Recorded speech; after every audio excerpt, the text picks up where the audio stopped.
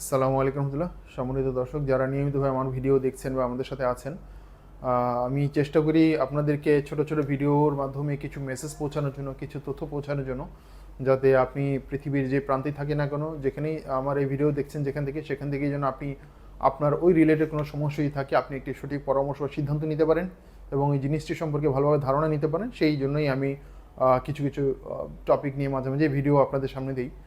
আজকের টপিক একটা বিষয় নিয়ে কথা বলবো, সেটা হচ্ছে অপারেশন পরবর্তী জটিলতা। অপারেশন পরবর্তী জটিলতা আসলে কী এবং কাদের হয়? অপারেশনের রিস্ক অনেক সময় আপনারা জানতে চান যে স্যার এই অপারেশন কোনো রিস্ক আছে কিনা বা ঝুঁকি আছে কিনা।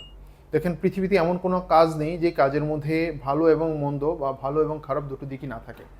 যখন সেই কাজটি আমাদের পছন্দ বা আমাদের চিন্তা চাহিদা অনুযায়ী হয় তখন সেটা থেকে আমরা ভালো ফলাফল পেয়ে যাই। যখন সেটা আমাদের চিন্তার বাহিরে অন্য কোনো ফলাফল আনে তখন সেটাকে আমরা খারাপ নেই বা খারাপভাবে নেই।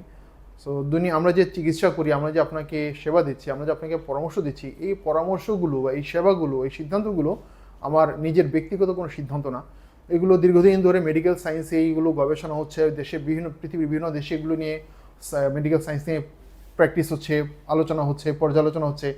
তার ক্ষেত্র বিশেষে কিছু কিছু বিষয় আস্তে আস্তে করে আমাদের লিটারেচার বা গবেষণাপত্রে উঠে আসে এবং সেখান থেকে ভালো জিনিসটাকে নেওয়া হয় এবং যেটাতে ক্ষতিকর দিক থাকে সেটাকে অ্যাভয়েড করা হয়। এইভাবেই কিন্তু সায়েন্স আসলে ডেভেলপ করছে, চিকিৎসা বিজ্ঞান এভাবে ডেভেলপ করছে। আপনারা দেখতে পাবেন যে এখন অপারেশনের অনেক সিস্টেম আমাদের চেঞ্জ হয়ে গিয়েছে, সারা ওয়ার্ল্ড ওয়াইডই অনেক কিছু চেঞ্জ হয়ে গিয়েছে, ভবিষ্যতে আরও হবে। সো অপারেশন বিষয়ের যে জটিলতাগুলো বলি, আমরা আসলে যে কোনো অপারেশন করতে গেলে এখানে আমরা কিছু ফলাফল দেখতে পাই। কিছু ফলাফল আমাদের প্রত্যাশিত থাকে এবং কিছু ফলাফল আমাদের অপ্রত্যাশিত থাকে। প্রত্যাশিত ফলাফল বলতে কমনলি আমরা যেটাকে বুঝি সেটাকে আপনি অ্যাডভার্স ইফেক্টে সাইড ইফেক্ট হিসেবে নিতে পারেন বা পার্শ্ব প্রতিক্রিয়া। যেমন একটি জায়গায় আমি যখন কাটবো বা সেলাই দিব সেখানে ব্যথা থাকবে, সেটা শুকাতে সময় লাগবে, সেটাকে যত্ন নিয়ে রাখতে হবে। এটা হচ্ছে সাইড ইফেক্ট, পার্শ্ব প্রতিক্রিয়া। এটা হবেই। কিছু ওই জায়গাটা ফুলে উঠবে, ওই জায়গাটা লাল হয়ে যাবে। সো এটা পার্শ্ব প্রতিক্রিয়া এবং এটা হবেই। এটাকে ঠেকানোর কোনো বা এটাকে দূরে সরানোর কোনো উপায় নেই।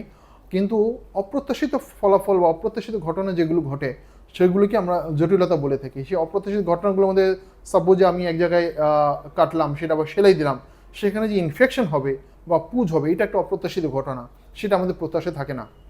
সেখানে সেলাই ছুটে যাবে, এটা আমাদের প্রত্যাশার মধ্যে থাকে না, এটা একটা অপ্রত্যাশিত ঘটনা। কখনো কখনো ভিতরে রক্তনালী যেটাকে আমরা বেঁধে রেখে আসি, সেটাও কখনো কখনো সেই বাঁধনটা ছুটে গিয়ে সেখান থেকে ব্লিডিং হতে পারে, এটা একটা অপ্রত্যাশিত ঘটনা। এই ঘটনাগুলোকে আমরা জটিলতা বলি। এই জটিলতাগুলো অপারেশনের পরেও ডেভেলপ করতে পারে, অপারেশনের সময়ও হতে পারে। অপারেশনের সময় সাপোজ আমি একটা স্ট্রাকচার বা একটা জিনিসকে বাঁচানোর জন্য চেষ্টা করছি, সেটাকে খুব কেয়ারফুলি কাজ করছি, কিন্তু অ্যাক্সিডেন্টালি বা ইনসিডেন্টালি সেটা টিকানো গেল না, থেকে রাখা গেল না, কেটে গেল বা কাটতে হলো। সো সেটাকে আমরা অপ্রত্যাশিত জটিলতা বলছি। সো অপ্রত্যাশিত জটিলতার বিষয়ে আমরা সাধারণত আলোচনা করি না, কিন্তু করা উচিত আপনাদের সবার সাথে। সো আপনারা যেখানেই চিকিৎসা গ্রহণ করেন, প্রত্যাশিত অপ্রত্যাশিত খুব বেশি জটিলতা সম্পর্কে আমাদের আলোচনা করার অভ্যাস নেই আসলে। কিন্তু আমি আপনাদেরকে প্রস্তাব দিব যে আপনারা যেখানে চিকিৎসা গ্রহণ করেন, পৃথিবীর যে প্রান্তেই যান, আমার বিশ্বাস বাংলাদেশের বাহিরে বিশ্বের যে কোনো জায়গায়, সাবকন্টিনেন্টের বাহিরে কিনা হয়তো জানি না, বাংলাদেশের বাইরে বিশ্বের প্রত্যেকটা অন্যান্য ডেভেলপড কান্ট্রিগুলোতে এই প্রত্যেকটা জিনিস চার্ট আকারে, লিস্ট আকারে থাকে এবং আপনাকে সেটা বোঝানো হয়, বলা হয় মানুষকে, পেশেন্টকে বোঝানো হয়। তারপরে তিনি যখন কনসেন্ট দেন, তিনি যখন অনুমতি সব কিছু জেনে শুনে বুঝে যখন সেখানে সিগনেচার করেন, তখনই তারা চিকিৎসা ক্ষেত্রে প্রসিড করে বা চিকিৎসার জন্য এগিয়ে যায়।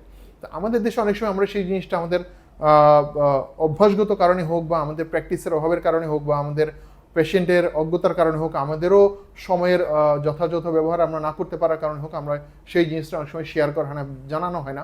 তো আমার প্রস্তাব থাকে আপনাদের কাছে, আপনারা যেখানে চিকিৎসা করেন না কেন, ওই চিকিৎসা রিলেটেড ভালো মন্দ, প্রত্যাশিত অপ্রত্যাশিত যত জটিলতা হতে পারে, এই ধরনের বিষয়গুলো আপনারা শুনে নেবেন, জেনে নেবেন, বুঝবেন এবং বুঝার পরে আপনি আপনার চিকিৎসকের সাথে প্রসিড করবেন, যেন চিকিৎসা পরবর্তী সময়ে জটিলতা সম্পর্কিত কোনো বিষয় নিয়ে আপনার সাথে আপনার চিকিৎসকের সম্পর্ক নষ্ট না হয় বা খারাপ না হয় বা কোনো ভুল বোঝাবুঝি সৃষ্টি না হয়। আমি আশা করব আপনারা আপনাদের চিকিৎসকের প্রতি যথাযথ সম্মান প্রদর্শনপূর্বক তাদের সাথে আপনারা সব কিছু শেয়ার করে নেবেন। আমরাও আমাদের পক্ষ থেকে আপনাদের জন্য যতটুকু আন্তরিকতার সাথে আপনার সেবা প্রদান করা যায় সেটার জন্য চেষ্টা করব। সেই ঝুঁকি যেমন আপনাকেও নিতে হবে এবং আমিও সেই ঝুঁকি নিব বা আমরাও সেই ঝুঁকি নেই, এটি খুবই স্বাভাবিক বা মিউচুয়াল আন্ডারস্ট্যান্ডিংয়ের মাধ্যমে এই চিকিৎসা প্রসেসটা কন্টিনিউ হয়, রান হয়। যখন সেটা ভালো ফলাফল আনে আমরা সবাই খুশি হই, আপনাদেরও ভালো লাগে, আমাদেরও ভালো লাগে। যখনই সেখানে কোনো অপ্রত্যাশিত ঘটনা ঘটে বা অনাকাঙ্ক্ষিত কোনো ঘটনা ঘটে, সেই বিষয়টা আমাদেরকেও ব্যথিত করে, আপনাদের জন্য অবশ্যই কষ্টকর। সো আশা করবো যে এই বিষয়গুলো আপনারা ভালো করে বুঝে শুনে সিদ্ধান্ত নেবেন সবসময়, এবং নিজেদের আপনাদের রোগীদের জন্য হোক, আমাদের জন্য আপনারা দোয়া করবেন, এবং আপনাদের নিজেদের জন্য দোয়া করবেন যেন আল্লাহ আমাদের সবাইকে ভালো রাখেন, সবাইকে সকল ধরনের বিপদ থেকে আল্লাহ তাআলা হেফাজত করেন। ভালো থাকবেন, সুস্থ থাকবেন এই প্রত্যাশায়। আসসালামু আলাইকুম রহমতুল্লাহ।